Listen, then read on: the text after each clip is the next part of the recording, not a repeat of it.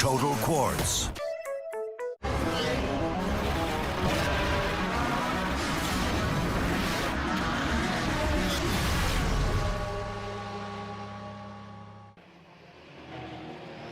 Warm-up lap continues here in Macau. Jose Maria Lopez leading the field around. The man on pole position is our new world champion, a World Touring Car rookie, his first ever time here in Macau. And if you're going to start your first ever race in Macau, you don't want it to be in the pack. So first is ideal, last is probably as less damaging as being in front. But Lopez, the world champion. Ivan Muller looks certain, pretty much, unless he fails to score here at all and Loeb wins both races, to be runner-up in the championship. But Andy Priaulx, the only other man to have won his first ever season in World Touring Cars, that's you. Well, yeah, European, wasn't it? No, you won European first, but you won the championship in your first ever season in World Touring Cars. I did, yes. So, yeah. So you know, he's just got to do another 3 on the row, another 2 in the row, and I'll be, nodding my head. But brilliant. Then he'll get an MBE. Well, you never know. Right. But if he waits long enough. If he waits long enough, yeah. He's been brilliant though this year. I've been very impressed with Lopez. Pepe Oriola's car in the garage. He took over the car that was raced all season by Dusan Borkovic, who's got a damaged wrist after a crash in Shanghai, in Beijing, and couldn't drive it. And unfortunately, Pepe walled the car very heavily right at the beginning of qualifying on Friday, and there are just not enough spare parts here to fix it. So what looked like a really golden opportunity for the young Spaniard, I'm afraid went west there fairly quickly. I actually think that's quite fortunate for Campos and Borkovic, because Pepe's been able to cause some proper carnage in the races this year. So if they've only got away with a broken upright this weekend on it, they've probably got away light. Zoltan Zengo, the man who runs Norby and the Honda, the black and red Honda. Lopez, Loeb and Muller, the top 3. Pretty much expected to see a Citroen 1, 2, 3. Getting tyre temperature into the car here, and that's not easy around Macau. I remember on the safety car, you used to struggle to keep the pressures up. I'm obviously going to have to work the rears quite hard because you're going into that middle sector, and that's going to require some grip. So getting as much tyre temperature into the car as possible. Start here, Martin, is crucial. It's a long run down to Lisboa, turn 1, and if you have a bad start, you carry that problem all the way down to turn 1 and get passed by 5 or 6 cars. So these guys are going to be having really focused on that, the last couple of days, to make sure they maximise their start procedure.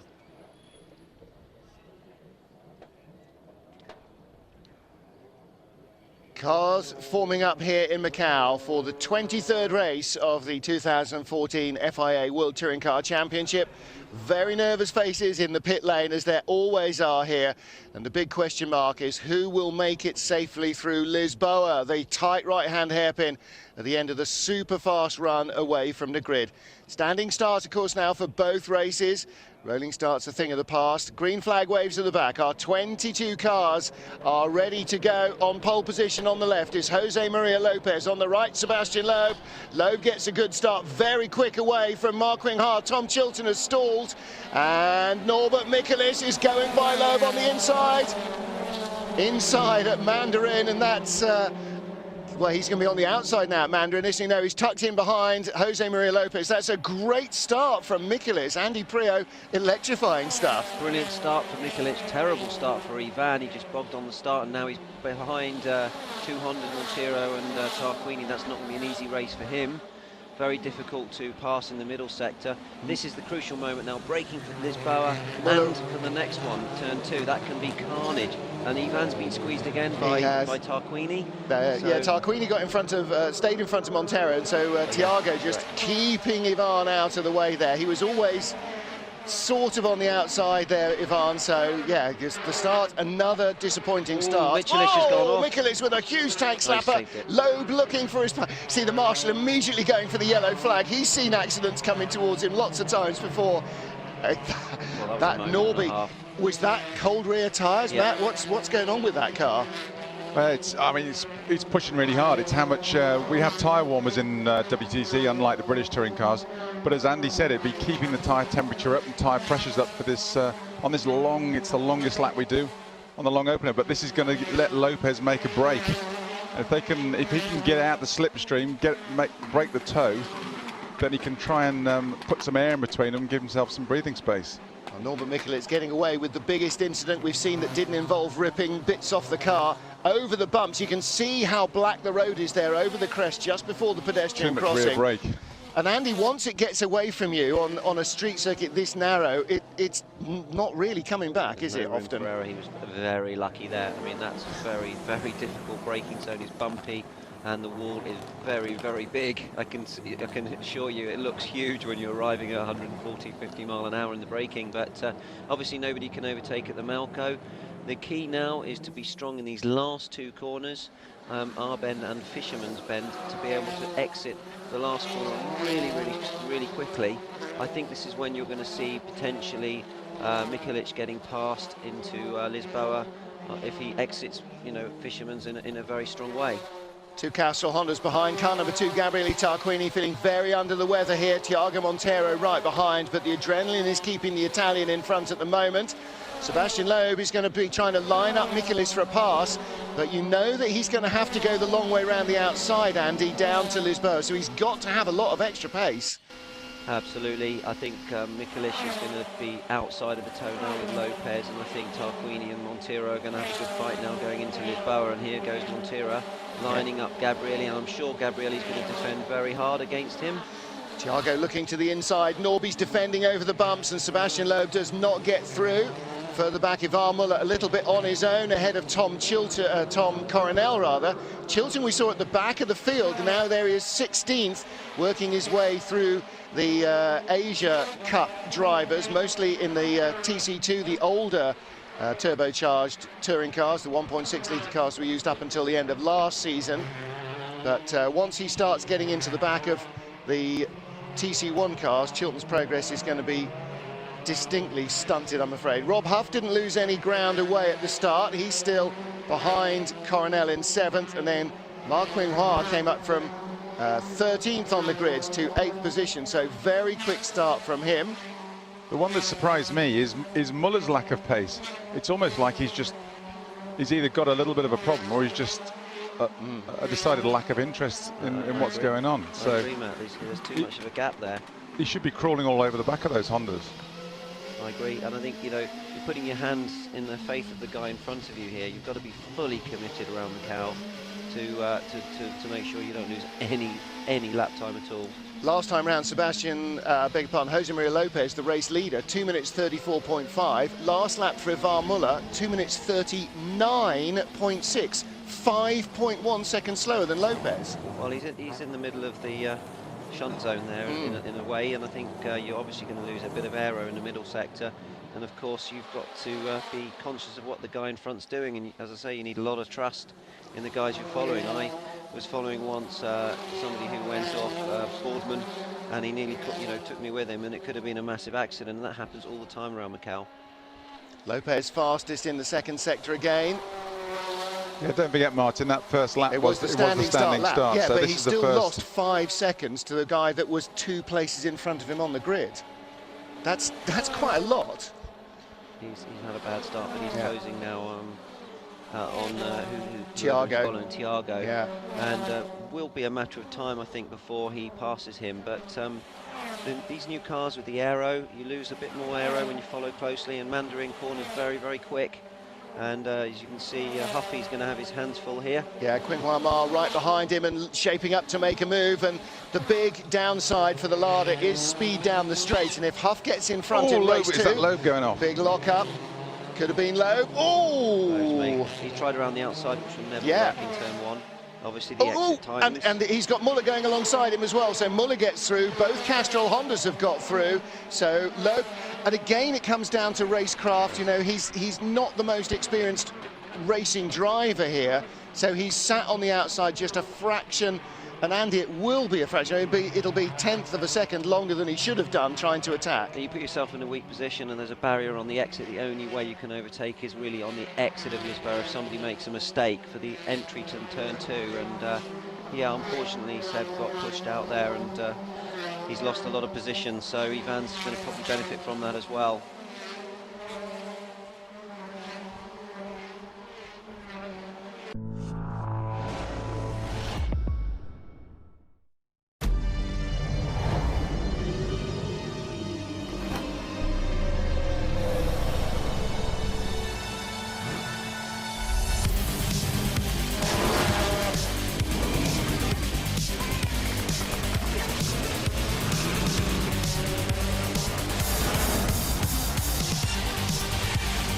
2014, Citroën is world champion with the Cielizé WTCC.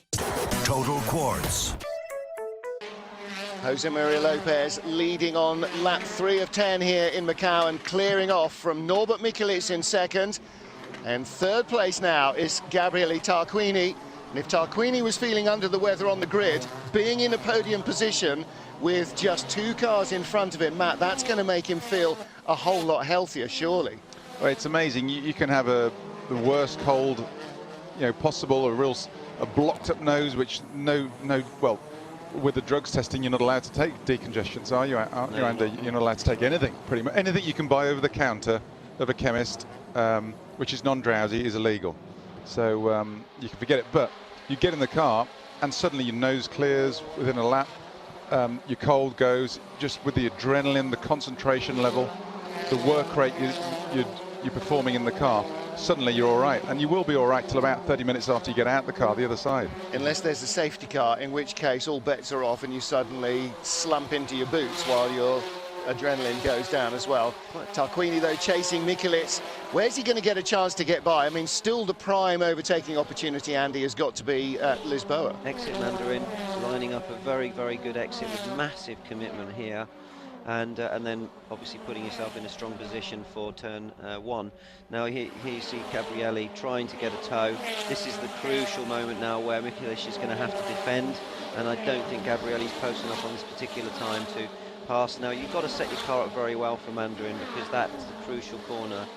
If you're not good through Mandarin, then you're going to be very, very weak on braking here for turn for Lisboa. Tom Chilton with Quinquois Ma behind him in the 4th of our Citroëns. And there's Hugo Vallant, the yellow and white Chevy that started in 10th place on the grid. He is currently running in 10th behind Rob Huff. And he will be on pole for race 2, Hugo Vallant.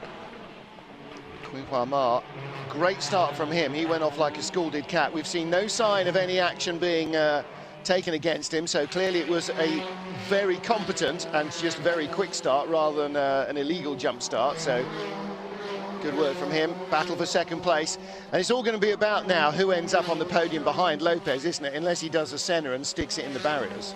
Well, that's right, and that is possible around Macau. We saw it yesterday in the Formula 3 race that Verstappen made a mistake. I've seen many leaders come into sight with 3 wheels on the car, so it is possible, but I think Lopez has got a really nice margin. But to be honest, that's maybe a dangerous place to be, because your commitment's not there and you're more likely to make a mistake. But I think the guy, for me, that's done a very impressive job so far this weekend is Michelisz. He's done everything he could do in qualifying. He's made a fantastic start. He's really punching well above his weight there in P2, and he's got 3 Citroëns behind him. So I think he's for me the man of the match at the moment. Andy, what I'd like to ask you is, when you're driving a lap of Macau, is there one section, one corner which you particularly dread when you're going round, or you fear? Is there one particular place? I think in the race you want to be really strong in Mandarin, and you've got to be massively committed. And if you're following in traffic, you can't see the barrier on the inside, and you're almost going on instinct. And we saw, unfortunately, last year or the year before, I can't remember, unfortunately a touring car driver did actually get killed there, and it is possible to have a massive mistake. So you're really generally building yourself up for being fully committed and fully concentrated through there. Middle sector, Matt, as well, is really challenging when you're following. It's like a bobsleigh runner said yesterday, and you cannot make a single mistake there. So you've got to. Macau's one of those places where you really feel it. Now, yes, that's one of the let's say the guest drivers, but not too much damage there. So he's away without any yellow, and more importantly, without any red flags. Yes, and that's vital, because the leaders are not too far behind him. Now, what's also going to be vital is that he needs to pick up speed and get out of the way.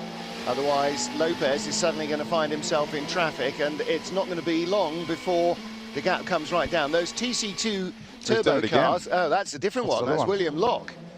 So he's gone off as well. That's another of the Campos Racing Seats. Not sure what's happened there. I mean, Malco's the slowest bend on the circuit, and he's obviously outbraked himself. Yeah, probably. Unless he was pushed, he didn't jump. True.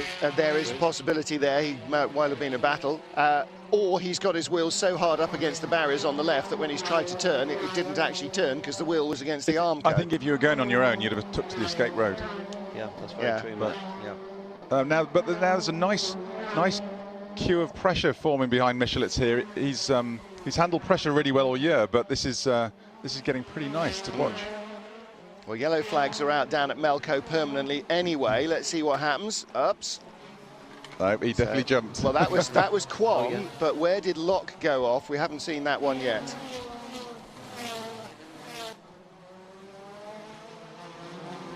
Norbert Michelitz, second place, winding around these very narrow streets. Permanent yellow flag zone down to the Melco hairpin anyway. And this is William Locke just getting it slightly wrong. Don't know Not how you quite do that right. unless you've had a brake failure or brain fade, to be Yeah. honest. That's the slowest part of the circuit. Not a critical braking zone. Is it a little bit bumpy going in there? I mean, has he just got caught out? Not really. It just looked like maybe something potentially could have broken Yeah. on the car, front left. Didn't look like that, though, to be honest. It looked like quite a strange accident. Could have been brakes, you know. Looked like me driving. He came over all Martinhaven. Gabriele Tarquini, Thiago Montero ahead of two of the did you see that? Citroens. Ooh, Yeah, big he's moment just there touched from the wall. Ivan. No, that was from Montero. He Was- touched the wall on the exit of the last corner. Well, there was from Ivan as well. He was right out there kicking up the dust. You just keep pushing your luck, you see, Martin. You keep running closer and closer to the barrier, and then boom, you hit it, and it can be race over. This is what I was talking about. You can't see Mac at the turning point there, and the wall comes at you real quick. And if you touch that inside wall, there's nothing you can do. You're just a massive. You know, Is that the corner that was the fatality a couple of years back? Yes, yeah. it was. Yeah, that's what we were talking about. So bumpy on the braking zone here. This is really difficult because it draws you in faster and faster. You think, oh, I'm okay, and then you just end up understeering straight into the tyre wall there. I love this corner. It's just literally flick the car in, get on the power nice and early, because the uphill run, you need to be really fast out of there. I tell you, Martin, if I was Ivan and Loeb, I would be really, really disappointed. You've got your teammate leading the race, and you're struggling here behind three works Hondas. That's you know, really annoying.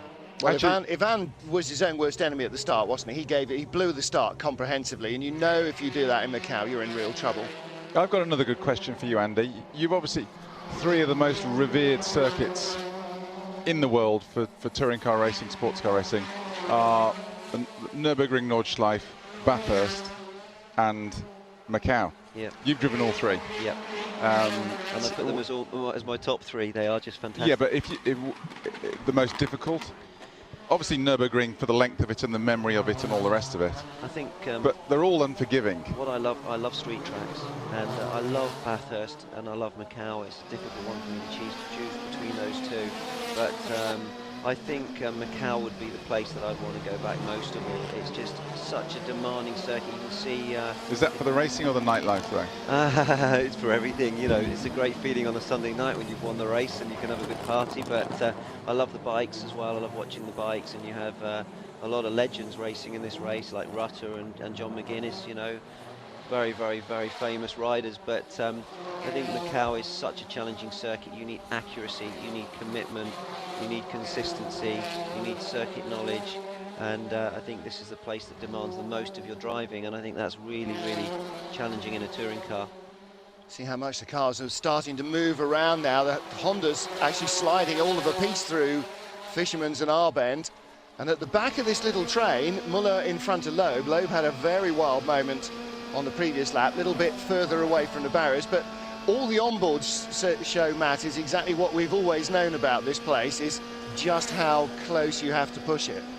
Yeah, I mean, but one of the things, if we get any closer than the Hondas are running here, I mean, all you can see as a driver, because you are tucked so far back in the cockpit, is the back end of that car in front. You can see you've got no vision forward, so that you're driving literally on memory through this is getting to be a nice little queue. Ooh, bobble there from just get the overlap. Thiago. Did he bump off the inner curb there? No, he's defending. He defended going into Lisboa, and then he needed to. So Ivan took the wide line on the way in and was better on the exit.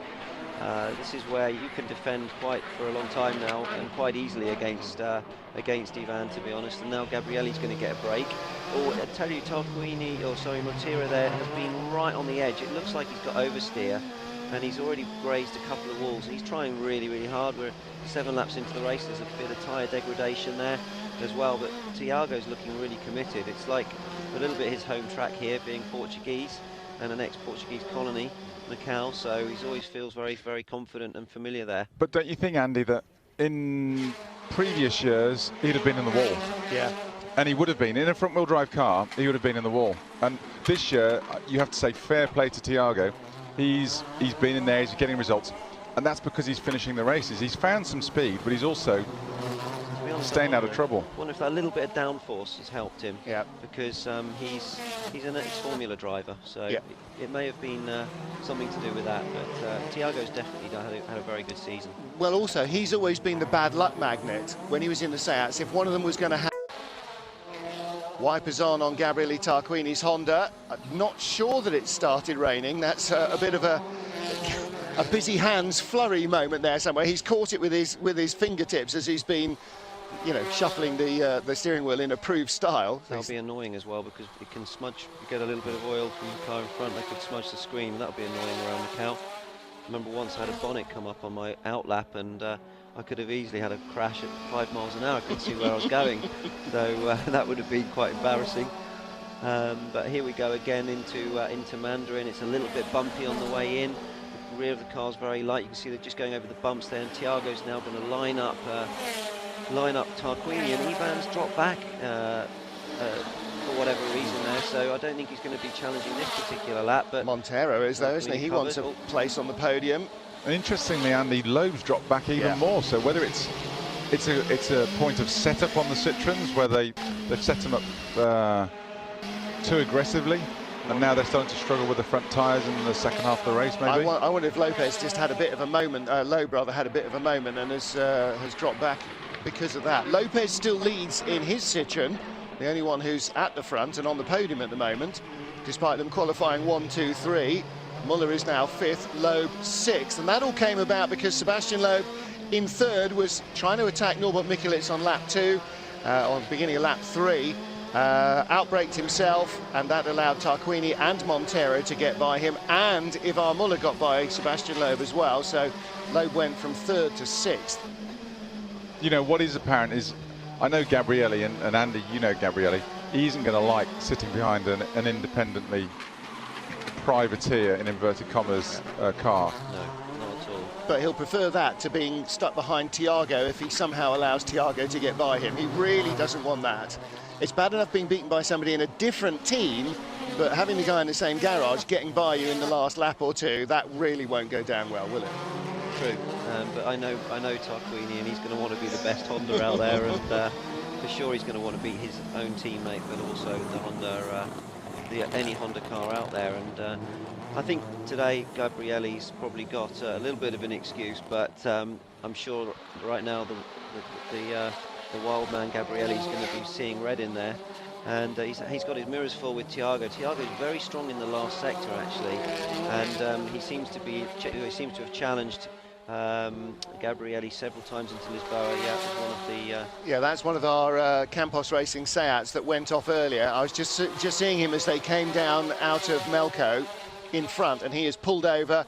As you can see, it's like 4 or 5 lanes of traffic wide here, all this new land that they've reclaimed out of the South China Sea, so he had plenty of room. And just as well that this lead group caught him there, Lopez caught him on the mountain and somehow still managed to get by without losing too much time. So, oh, yellow flags out at sector 1. Mehdi Banani has had a big one across the start-finish line, so it's got away from him somewhere through our bend. Chilton dives down the inside. Well, Banani will be starting 5th, I think, in the race 2 grid, so he really wants to get that car fixed if possible. But he's got no time to get back to the pits now, and he shouldn't be. There's the pro team, that's his team right there. Run down, have a look across. That's, oh dear. That's the back marker trying to get out of the way. That's a big moment, to be honest. That was yeah, he was very lucky there. Oh, that's annoying for Banani. I was trying to understand why he's got front end damage, because you'd normally expect some side damage, you know, from running wide or something like that. So the guys will be annoyed now because they've got to get that car repaired between race 1 and race 2, and it looks like a lot of damage there. Well, it's difficult being a back marker in that situation. You know, I was just praising him for being way offline and completely out of the way on the run out of Melco down to Fisherman's, but there he was trying to get out of the way. The problem is moving offline means that nobody's got a clue where you're going. Well, these guys shouldn't be really racing with, you know, in World Touring Car, to be honest. And it's not for the, it's for the faster car to get by. It's not for the slower car to help the faster car get by. I mean, obviously he did have an issue. He was driving very, very slowly, but he wasn't really looking in his mirrors. He just didn't have any anticipation. Well, he was trying to move offline. He knew there was going to be more cars coming out the corner behind him. I'm coming offline, and unfortunately Banani had already committed to going around the outside offline past him. And I mean, the rule, if you're being caught by quicker cars, is stay on the racing line. Then at least you're predictable. If you're meandering around the road, you're like some driver on the motorway that can't decide what lane they're going to be in, and you're going to cause accidents. Unless you have damage, that guy should have. It's for the faster car to pass you. Yeah. And to get by, but that makes now the last sector in sector 1, obviously with the car there, more and more difficult for anybody to get a really an advantage coming out of the last corner. And there's half the floor there just being flicked up by Norby. I'm surprised they've left the car there and they're letting the race continue, but that is in a very dangerous position. Really difficult maybe for other guys to see that car parked on the right. You wouldn't expect that. I'll tell you what's apparent, guys, is Loeb he set the fastest sector 3 of the race last lap, so and he's right all over the back of Muller now. Montero having a last lunge at Tarquini. Yeah. That was always going to be. Whoa, here comes Loeb. Muller's outbraked himself a fraction. There's not quite enough room. There isn't quite enough room. There would have been if he hadn't been in the Citroen. I think Loeb would have been on the inside and chancing his arm. I don't think he's going to have Muller off into the barriers with one race to go. You've really got to be door handle there, otherwise back out of it, because you're going to end up both in the tyre wall. Ivan struggled, and we saw that yesterday in qualifying. The car's tracking again.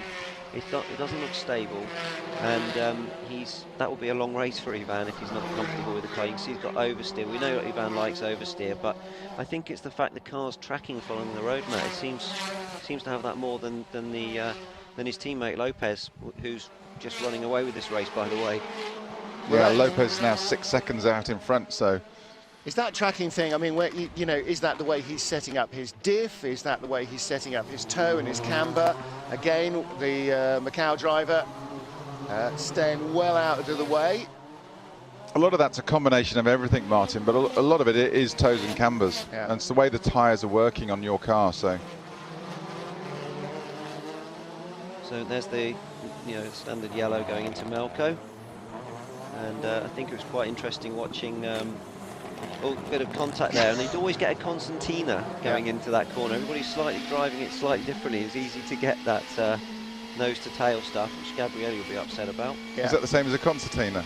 That's what I meant to say. Sorry, it's very, very early, guys. Yeah, nice shunt from Thiago's little tap to remind Gabrielli to get out of the way. Not sure that's happening. Jose Maria Lopez, though, still comfortably out front and heading to a maiden victory. First time here in Macau, he took his first pole. Now he claims his first win. Yeah, don't weave too wildly. You never know what sort of debris you might be hitting. Norbert Mikulic, second place, qualifying so important for him here. And Gabriele Tarquini, despite feeling sick as a dog, he's in third. And there are Jose Maria's friends and his girlfriend. Rob Huff comes across the line in 9th place. Critically, no damage on his car. Don't know what's up with Hugo Vallon's car. We'll find out, I hope, in the break between the races, because he's due to start on pole for race 2. Lopez looks fairly pleased with himself with that, doesn't he? That must have felt like a very good race for him. Did all he needed to do in qualifying and at the start. And then they're breathing again there.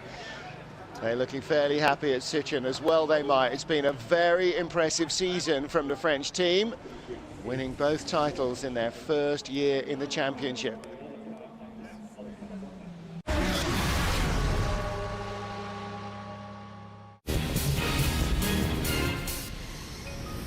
Yokohama, your tire, is delivered by DHL.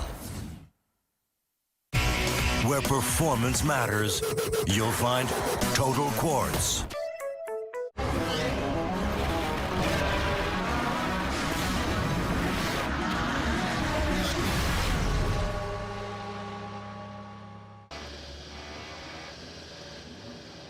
We are ready to go for the final race of the 2014 FIA World Touring Car Championship. There is your champion, selecting his gear, getting his biting point ready on the clutch as the grid is finally formed up. Hugo Vallant on pole from Tom Chilton, Lada's Rob Huff in third, Thiago Monteiro in fourth. Then Norbert Mikelitz and Tom Coronel, who have both got to fancy their chances of finishing on the podium. Not a great start from Vallant. Huff is behind him, looking to get through. He's already pushing the back bumper of the Chevy. Monteiro comes through like he's greased pig, and he is in the lead. Vallant in second, Chilton in third as Huff is on the inside. Huff is going to be inside Chilton. Here comes Loeb and Muller. Look at Muller, the number one. He's getting right in amongst it. There could be a monster pile-up here. He has to back out around the outside. Huff is still in third. Muller, then Mikelitz is defending hard against Sebastian Loeb. And here comes Vallant. He's going to try and attack down the inside. And Thiago has got that one covered. Huff is still third, and Vallant breaks himself and can't quite shut the door on Muller, and through goes Mikelitz as well. So Vallant went from first there into sixth position before they got to Lisboa. And somehow, and we haven't seen all of the cars through, but again, they managed to avoid danger. But Huffy is already up into second. The real drama is that Muller has somehow gone from seventh to third. Yep. Andy, that's a heck of a start for a guy that we had already said doesn't really much care about this weekend anymore and wants to get it over with. Remember, I said going into the last race I would like to win it if I was in his shoes, to get some momentum back into the team. The two Chevys really, both of them actually made a bad start. Monteiro had a stonking start, and as I said, it's a lot more racy, which is great to see. You know, everybody's trying really hard to try and finish the season on a high, and it was really, really difficult. Valente outbraked himself in turn one, sorry, Lisboa, and he really was lucky to stay out of the wall. But Monteiro's had a great start and leading the race. And Valente and Chilton, the front row starters, have dropped right down out of contention. Now here's my synopsis. Monteiro has got Huff right behind him, all over him. Huffy is absolutely guaranteed got brand new tyres for this race because he knew he had a chance after qualifying. The problem for both of them is Muller. Yep. Muller is going to destroy Huff down the straight into Lisboa. He'll be right behind Thiago with a point to prove and 9 laps in which to do it. It's going to be a long 9 laps for Thiago. Oh, it is. I think that Huffy's probably going to be overtaken, I would say, unfortunately, into Lisboa on this lap. I hope not, but it's only a matter of time. He looked really slow in the first sector. The car looked slow, not him personally. But yeah, let's see what he can do. If he can defend really heavily, then let's see. But hopefully we'll get a good view of the Ivan and Huffy fight now. Yeah, just a little repeat of Valente there, and the impetuous of youth. You know, he could have just sat there. He'd have been sat there now in strong second place with a good car. But as it is, he's blown really. He's going to struggling to stay in the top 6 now. You see, I only predict things to guarantee they're not going to happen. Didn't I say Muller was going to come blowing by Huff? But Huffy has made sure he's tucked up so far behind Thiago that he's actually getting the toe off the Honda, and he's looking to the inside. And he's got a couple of laps before those tyres are really beyond that sharp peak, hasn't he? And fair play to Huffy, though. He knew Muller was going to have a go at him. Yeah. So, and he had that well covered. He made sure he was well placed to get the toe from Thiago. So basically, Muller had to get them both or neither. Thing is, with Huffy and Muller, they know each other like the back of their hand, having been teammates who fought hard against each other for championships in the Chevy team for so many years. So, yeah, they know all their own tricks. Huffy's pulling a little bit here. You know, Ivan's not as close as I would expect him to be. It's a bigger, longer car, the Citroen, than the Lada. The Lada is very nimble here. Its big problem is it's a narrow body with a massive, great frontal area because they've all got this same 1.95 metre track. So it's enormously flat and wide. The Lada at the front. does look strong with this technical section, doesn't it? Is that weight? Well, that too, but it's a darty little car. Its problem is it's like a brick outhouse in high-speed aero. So he knows when he gets on the quick bits, on the new bits, he's dead. The problem is the bit where he's got the advantage perhaps in handling, where do you exploit it? You've got to force a mistake out of Thiago somehow, and that's going to be hard. Yeah, I agree. You've got to keep yourself in contention. the last sector and the first sector are crucial now, and Huffy is driving a car that's not mega quick in a straight line. Well, that's the other problem. I mean, Muller, he'll follow you for a bit and you can outdo him for a couple of laps, but he soon works out where you're strong and where you're not, and then he'll just line himself up and exploit that weakness wherever you are. And for Huff, that's straight line. And Huff now is not close enough to Thiago, and that means that Muller can do one.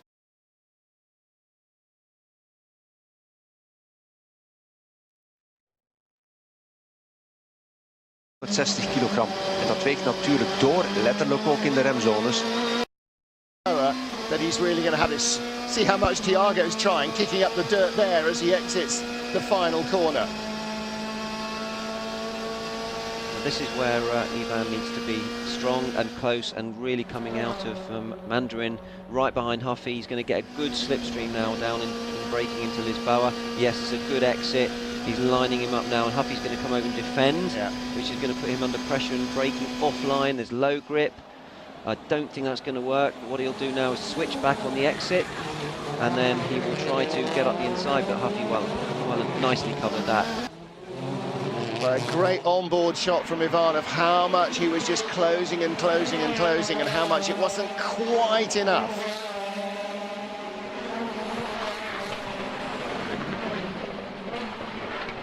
Thiago Monteiro, our race leader, on lap 3 here in Macau, the final race of a 24 race championship, and he is starting to pull away. And Matt Neal, the Honda out front, seeing Huff and Muller behind, dicing in the braking area. If he had even a moment to notice that that was happening, what he will certainly know now is that there's less flashes of red in his periphery, so he knows there's a battle going on behind. That is giving him a second a lap at least on these guys. Oh, it's going to be Christmas come early for Monteiro. But, you know, I mean, the one race you want to win all year is Macau. And we're forgetting that Monteiro hasn't won a race this year. You know, the pressure's on him. His teammates won a race. All of the 3 other Honda drivers have won a race this year. He's the only Honda driver not to have won a race, and he's actually been the stronger package all year of all of them. He is the only Honda driver because Banani has won one as well, and yes, that's really going to rankle if he could win here. And if Norby is 4th, then that will actually put Thiago as the best non-Citroen driver in the championship at the end of the year as well, and equal on wins with anybody who's not in a Citroen. So again, there's all sorts of things that would make that a very good end to his best year in World Touring Cars. I think he's seen an opportunity. He's just pumped in the fastest sector 2, which is a long sector. It's all the twisty bits. Yeah. And fastest sector 2 of the whole race so far. But the guy who's just pumped in the fastest lap is Lopez. He's definitely on the move. He's back in 6th, but he's made a few places up. And there is his girlfriend Victoire. Hugo Vallant with Lopez right behind. Now this is where Lopez starts to lose the lap time a bit because he's caught Vallant. Now he's got to get by him this time. It's properly hang-on stuff there, Andy, isn't it? It is. Does it look any more convincing when you're in the car than when you're just watching on the onboard? It's proper hang-on stuff, exactly what it is. Right on the edge on the exit, running closer and closer to the wall. And it's a big fast corner, big commitment. I'm surprised that Ivan's not stronger in that sector. I would have thought he could have been challenging Rob a little bit more there. So Rob could be in a strong position here. He's obviously going to be fighting for a podium here. And I think it's just a matter of time before Ivan does find his nose up the inside. But surprised at how strong the Lada looks there in that first sector, to be honest. Ivan, even in the single car qualifying shootout, didn't look entirely comfortable at any stage really in qualifying, and you would think, okay, well, we've made changes to the car, and he may have made changes after race 1, but he's sort of doing what he's been doing all year, which is chasing the car a little bit. It's not doing things the way that he wants it to do, and he said a couple of times this year, you know, maybe we are still trying to, or maybe I am still trying to drive this car like the old cars with lower downforce, and I haven't quite worked out exactly what it needs. Whereas Lopez coming in fresh and Loeb coming in fresh, hadn't got preconceptions and are just dealing with it as it is. I'll tell you where the lap time is around Macau, and I've talked about it all weekend. He's running close to the walls, and Volante there, you can see, was leaving a little bit of space. You've seen Montero brushing the walls a lot. Race 1, race 2 now, again on the exit of the last corner, and you've seen Ivan giving a margin, and that is a lot of lap time. I remember when I was leading the World Championship and I was radioed to say I'd won it, and I just relaxed in the car and lost a second and a half. You've got to be right on your A game, and you've got to be fully confident. He's lost it. That was really he's got lucky. it back. So that means Lopez is now going to be able to challenge. Yeah. And we've got one and that's big shunt Morbidelli back there, Morbidelli. So that'll probably be... Backs it off old racing driver style. Well, he'll head back to the pits because he's still got an engine. Should find reverse at some stage once the field has gone by. Might be a bit of an interminable wait for all the Campos Racing Seats to come through. Interesting, that was 2 Chevys through there. I was just thinking that. They've run them really, really light on the aero. And really loose, maybe, yeah. Loose on the brakes. Tracks change as well. As the grip comes up, maybe that's changed a little bit the balance as well. And Volante is now looking like he's going to be challenged by Lopez. And yet, despite that, Lopez isn't in a position yet to get by, and Muller's not got by Huff. And Montero's really got the hammer down with the fastest look lap. at Lowe down the inside of Coronel. Now that is a good move from Sebastian Lowe, properly committed. Yeah, absolutely, and nice to see him there trying really hard to pass Tommy.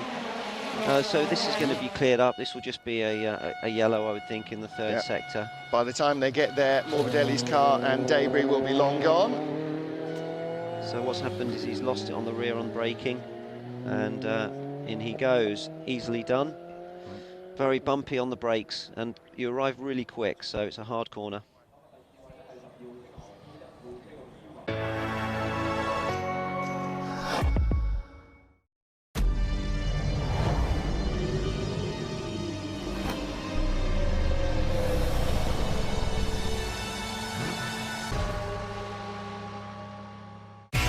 Where performance matters, you'll find Total Quartz.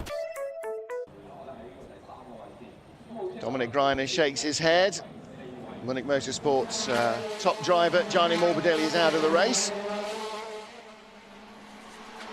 Norbert Mikulec still lying in 4th place in the black and red Zengo Honda, ahead of Hugo Vallant. The pole man, Tom Chilton, who was 2nd on the grid, is in 7th place, behind Jose Maria Lopez. So those 2 front row starters made shocking getaways. Electrifying start from Thiago Montero. Clearly, Matt Neal, we often say that Gabriele Tarquini is the best starter of a front-wheel drive car in the business. Clearly, some of that has leached into Thiago's DNA this season. It seemed like both of the row 2 starters, Huffy and Montero, had awesome starts. And Volante went to cover. He saw Huffy coming, went to cover Huff, and Montero just shot straight through the middle of them like a knife through butter. It's where they both weren't looking. So I think Huff could have been easily got the whole shot if he hadn't got balked by Volante. And you get everybody defends on the right, and Montero was able to slip through, as you said, and Huffy got boxed in, which meant that he lost all his momentum. But, that Lada has been good off the standing starts all year, to be fair to it. It's got very good traction, it's got a good engine. Its real downside is that it's a narrow, old-shaped car, and it's got a very bluff frontal area. And the new Lada that's coming, which looks a lot like the Civic does, should cure all of those ills, hopefully, and add to what they've got already. And it's going to have a lot of input from Orica. Jose Maria Lopez, but look behind. There is Loeb on the attack. And he goes down the inside of Tom Chilton as Marr comes hurtling down the inside of Coronel, who tries to shut the door and then decides better off having that accident. Comes back on the inside. He's through. Tommy fighting back. He is. Neither Roal Chevrolet really looking on the case here, though, this weekend. Just not quite as sharp as they'd hoped to be. I think Tom was a bit disappointed there because he had sort of half a challenge, and then lunged it up, and he sort of defended almost too late for whatever reason. That was no, I think Tommy wasn't right there to come over. That was but he's got him back immediately, which is absolutely what you've got to try and do there. It's almost like he was fast asleep, got jumped, and then he was a bit angry about it. He was surprised, wasn't he? I think. That's what I think's happened. Yeah. Kozlowski's Lada finishes its season in pit lane. That boy has had some rotten luck this year. If it wasn't for Dusan Borkovic, he'd have been the unluckiest man in the championship. Borkovic has taken that championship title by a very large margin this year. To such an extent that an injury that happened with René Munich's car spinning in front and taking him off in Beijing has actually ruled him out of even racing or even coming to Macau. So that's how unlucky he's been this season. Yeah, one driver that's impressed me is actually Huffy this year.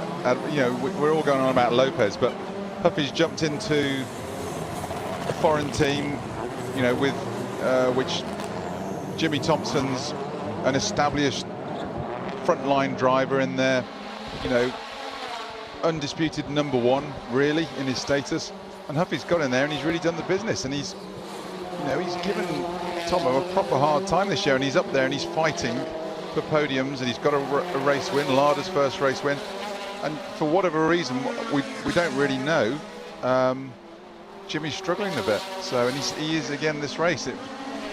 I hope for a fresh start, fresh car next year and all the rest of it, then we'll get Tomo back in the mix and we'll get them both pushing each other along the way. Yeah, it'd be great to see them trying to get into Q3 with a really quick Lada next year, and if Orica have got anything to do with it, I think it's going to be quite a quick car.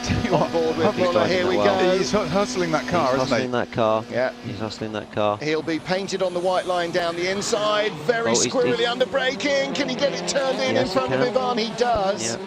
He's driving really well. He's and really Ivan committed. didn't tap him there, which shows that Ivan's not quite as close as he might have been. He's certainly on the limit. Yep. I think, you know, he's on the limit through Mandarin, which means Ivan's got to be even more on the limit if he wants to get past, and I don't think Huffy's leaving anything on the table there. No. That Lada is currently doing about 130% of its calculated maximum performance. Absolutely. Huffy's really confident. Very different lines there on the exit. Ivan always brings it back early, and Huffy just missed a little bit the turning point there, but this is where Rob's really good in this middle sector here. He'll be using all the road. This is really fast, very fast left-right king, and this barrier on the left just comes at you. It's like it almost jumps out to hit you. This can be a very difficult corner. If you make a small mistake there on the brakes, you're straight into the wall on the right. Coming down the hill, very bumpy on the braking. Get the car into the apex nice and early, and then run out, watch that road on the exit. That very, very close there on the exit Huffy was.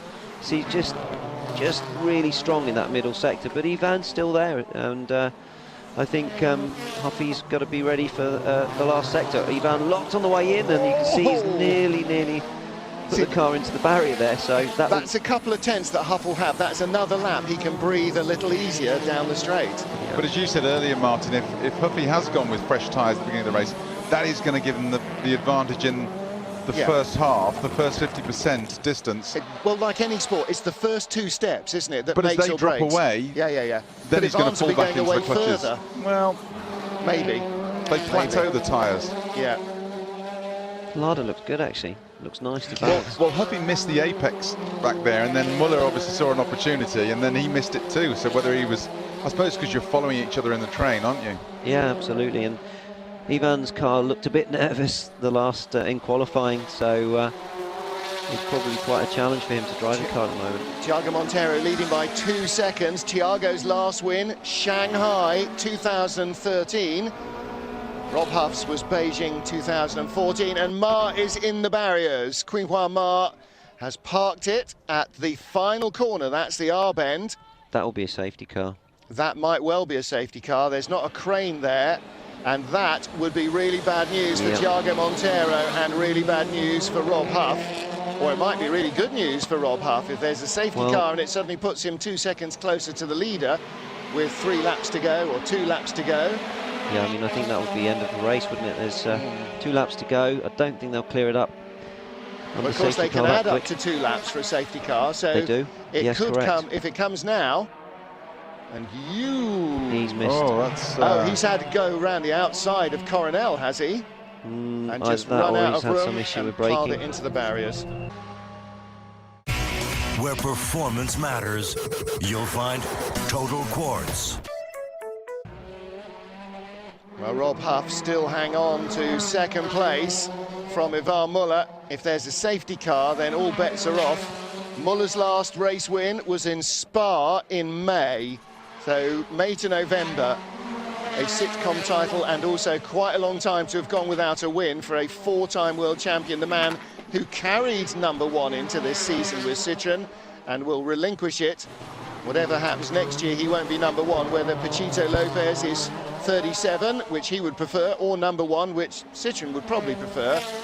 It doesn't seem to make much difference. Oh, big slide wide from Rob Well, Huff. there's nothing that Ivan could do now because they're under yellow for Macau, but it's not getting any easier for Rob. The car's going off a little bit, and as you said, Matt, the tyre degradation now is more equal, and potentially safety car. Yeah, We've got a safety car will come out. You hear there Muller spinning up as he's coming out the hairpin. It drops away very quickly, doesn't it? And there's a little snatch there. And the Lada boys are looking very happy because the safety car has come out. I'm not sure about that. Well, it now makes it a bit more of a lottery for Tiago Monteiro, and that's a real shame for him, isn't it? That could be it. And I think we'd see a different Muller following Huff if it was for the race win. Yeah. Because so far Tiago's too far up the road. It's not for the race win. He's not going to risk it, but. The reason is they can't get the crane's 4 cables attached to the Citroën quite quickly enough, and so the field is coming round again, and so I'm afraid that Mirek has had no option. There's Tiago's dad, and that win was looking nailed on, wasn't it? It was. Unfortunately, it might be a little harder to achieve. It'll be one-lap showdown, which would be great to watch. I must say that they've done a great job of clearing up the cars here. These cars are very heavy, they're not small, and they've managed to clean them up really quickly. So, well, the way that the crane was going into action, safety car might come in at the end of this lap. Well, that's what we like. So we should still have 2 racing laps left. Yin and Yang on the helmet of Qinghua Ma, and he's had a very yin and yang season. Winner in Moscow, but in China, 3 race weekends in Chinese-speaking territories, and all of them have been about as unconvincing for a Chinese-speaking driver as he could possibly have dreamt of in all his bad dreams. That at least definitely looks as though it needs a visit to a Citroën dealership, doesn't it? Yeah. The long walk back to. That's a good hit. Yeah, he's really piled that in properly. He's put that in hard. Yeah. So his car already in a safe place. Are the lights out at the end of sector 2? We will see. The end of sector 2 is Melco hairpin, isn't it? Safety car in this lap, Martin. Yeah, there you go. Dash for the cash. It is. This is going to be fun. But this will add another lap. So will we now go up at the end of this to 12 laps? This will be the end of lap. We had 2 to go. No, because this is only 1 lap of safety car, so it will only be 11 laps. So this is the end of lap 9 of 11. So as you said, 2 laps still to go, as we would have had anyway. Okay, so Andy Priaulx, who's going to win this race? I don't know. I think Monteiro. Matt Neal? Andy Priaulx. If he was in it, it'd be nice to win a race. Haven't done that for a while. You know, there's so many times in touring cars that they produce really wonderful stories, like Engsler's first win in Oschersleben after the team had to replace the radiator in 15 minutes and all that. Alex Zanardi's first win, you know, after his nearly fatal accident, and so many nice. I mean, Bernani's win and all these, the double wins in Argentina this year for Lopez. His first win last year in an unfancied BMW. It should have been nowhere near the top step of the podium. It would be a really This is going to be fun to watch. You know, a nice little story for Tiago to win. Be a continuation of a great story for Rob Huff to win it. Let's see how racy Ivan is here now. I think now Huff has got the slipstream off the Honda. Yeah. He's going to be on the attack, but out of those 3 cars, Monteiro in the Honda has been the quicker through the race distance. So if he can just keep them behind him, get onto the middle section, sector 2, then he's should be home and dry. And less under pressure, so less locking up, less working of the tyres. Made a mistake. Muller had a little lunge at Huff and really blew it. And could lose the podium to Norbert Mikulits, and Hugo Valente is right there, and so is Lopez. Muller ran into the back of Huffy. Did he get brake tested? He wouldn't have been brake tested. Well, I don't think so, but Huff's too close to Tiago for that. Yeah, that was this will allow Huffy to really concentrate on on the back of the Honda and see if he can put him under some pressure. Right, well, it's a two-horse race to Lisboa. Is Mikulits going to get to Muller? He's not. He's trying to defend against a very hard-charging Valente, who just drives right by him and takes fourth place away. Wow. And just makes it through. Back to defend again. Nearly parked it in the barriers. Ivan's not going to be happy with himself. And I would say now Ivan's going to be even more racy to try and make amends for what seemed to be a very strange last corner. Yeah, if Ivan, a bad Ivan is when he's upset with everybody else. A really bad Ivan is when he's upset with himself, because then he takes no prisoners. I think that's going to be what he needed, maybe. You can have that, though. When you've had a slow lap behind the safety car, your tyre pressures just drop a wee bit, your grip level drops, and then you just expect it. When you actually gun it and get on it, it's not there. It's not there. Well, unless Thiago backed up Rob and he then got... He did look as though he was backing him up to start with. Yeah, he definitely was to start with out of Melco to allow the safety car to go. But it just looked like Ivan tapped the back of Rob's Lada into Arbend, into the final corner. Well, Hugo Valente certainly wasn't asleep at the restart, got by Norbert Mikulits. And then Lopez, low, Chilton got, was Chilton in front of Coronel? Yes, he was anyway. And then Tomo on the back of that little group in 10th place.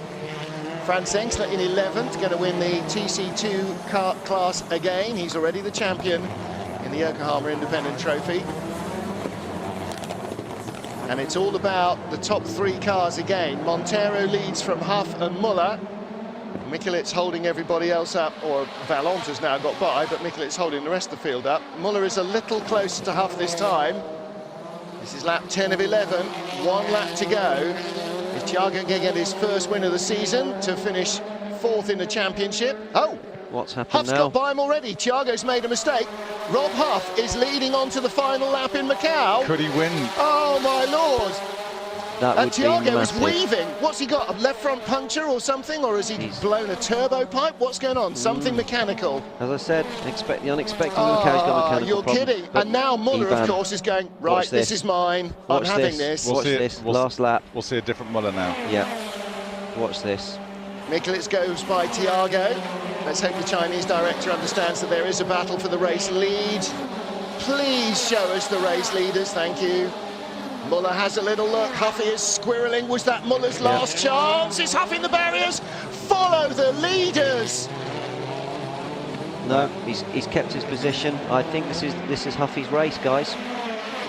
Don't want the commentators curse here. We may not see it thanks to the genius directing, but come on, Huffy. Well, he's now got a mile and a half where, unless he puts it in the wall hard, Muller's not getting by. Montero's race to win. There's nothing Ivan can do now, really, unless, as you say, Martin, you know, we have a little issue with Huffy, but fair play to Huffy there. Good stuff. Tough break for Thiago. Finally, the last race of the championship, his bad luck all came back to roost in one go. He was looking made for that win, and then the car just went brrr and is now sinking like a stone, which leaves Rob Huff looking for his 6th consecutive Macau victory. And he is still leading as they head down to the Melco hairpin for the final time. Looking back from Huff, Muller is all over the back of him. He can't get by in the twisty stuff. And even with a little bit of extra performance, is he going to be able to get him on the run to the checkered flag? No, I think this race is done.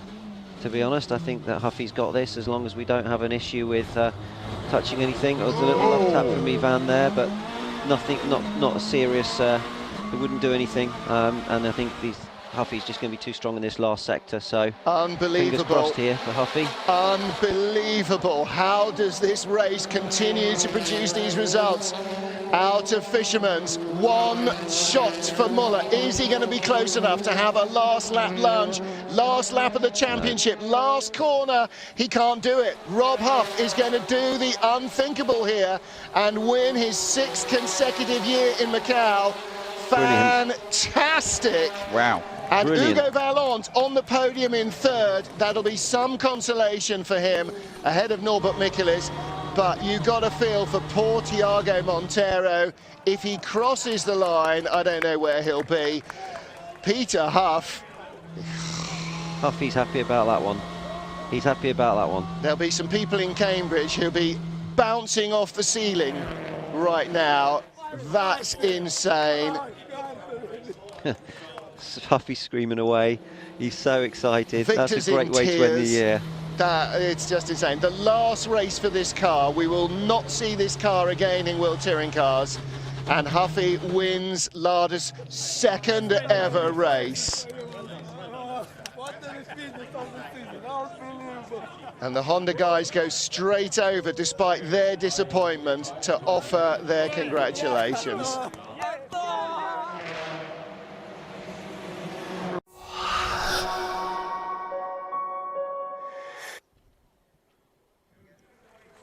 Coming out onto the podium, Hugo Valence, the pole sitter for race 2, not the last man out, unfortunately, but third place, he's on the podium. Ivan Muller, again, only one Citroen on the podium in race 1 and in race 2. And our race winner, Rob Huff. Second victory for Huffy this season. And Viktor Shapovalov, there is a Russian in the very early stages of a monster hangover. And a second win here this year. Now again, Rob Huff's got 7. I want to know how many wins Franz Enkler's got here. It must be into double digits at least here.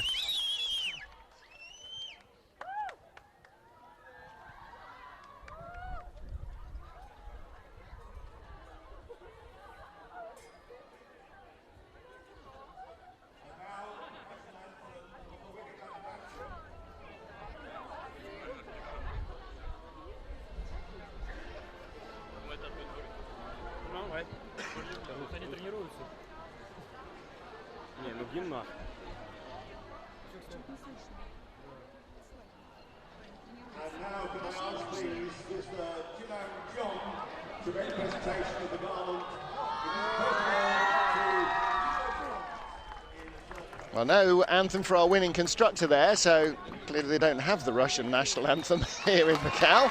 I'm not sure they're entirely expecting they needed it. Hugo Valence, another podium finish for the young Frenchman, third place.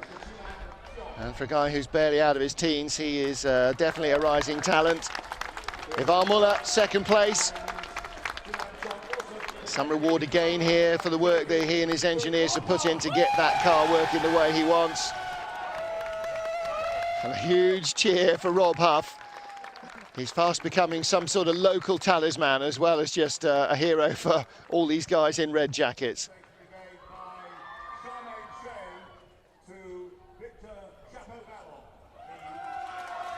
Viktor Shapovalov, himself a former World Touring Car Championship racer as a driver. Now as a team owner, he returns as the head of the Lada team with a new car coming next year. And I'm sure that Mikhail Kozlowski will hope that with the new car comes a little bit of new fortune for him. And the Yokohama Trophy again goes to Franz Enkler, multiple Asian touring car champion, multiple German touring car champion, and multiple world touring car champion in the Yokohama Trophy class. And there's the Lada donkey. Very good donkey, nicely done. There you go, first drink of the evening for Victor. Andy Priaulx on the top step of the podium, end of the season, all the boxes ticked. What's it like standing there looking down at the team? How do you feel, relieved or? Very, very relieved. I've had some lovely moments on the podium. I'm sure Rob feels like he's won a World Championship today as well. It's a great feeling, great place, great atmosphere. You really deserve to win. When you win a race in Macau, you really deserve it. You know, it's not one of those places where you can take lightly, and you've got to really earn your wages there. So just a really great feeling to be on that podium, and much to look forward to for the future for Rob and for Lada, and coming with the new car. They've got Orica Motorsport giving them support, and I think they're going to be even stronger next year. So lots to look forward to. And for Ivan, I would say a little bit disappointed. You know, he's got a winning car. He's finished behind the Lada, and yeah, he's got to work it all out over the winter. Yeah, but he didn't lose anything. He beat his own teammates. He beat his own teammates in the final race, which is a little bit of a consolation for Ivan. He doesn't move up or down in the championship, so he'll just take the points. Yeah. Take the first-class flight back to France. Well, there is a very happy daddy. And I'm sure we'll try and catch up with our race winner again afterwards. Don't forget, Wednesday evening, if you are watching back home in the UK, Wednesday evening we'll have our Cars Inside World Touring Car programme, and you can get the full skinny, the inside track on everything that's happened this weekend. Going to be some very, very interesting conversations going on there, especially after this race. Rob Huff, Ivan Muller, two former champions on the top step of the podium in second place, and in third place, Hugo Vallant. Really very disappointing for Thiago Monteiro, the only Honda winner not to win a race this season, and that looked nailed on. Unfortunately, a bit of mechanical frailty left him parked in the pits a lap before the end. The best placed non-Citroën driver in the point standings is Norbert Michelis. Not bad for a five-man team from Hungary. And Lada Donkey, 2 times on the top step of the podium this year.